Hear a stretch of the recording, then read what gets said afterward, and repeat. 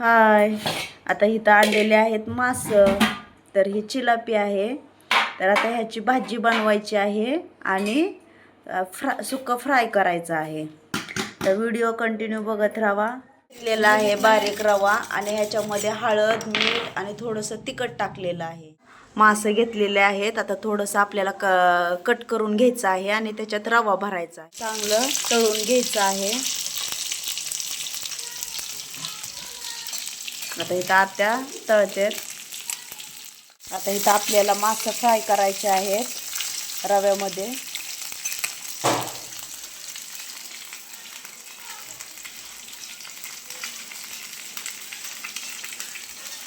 आता इथं आपल्याला मासे फ्राय करायचे आहेत रव्यामध्ये.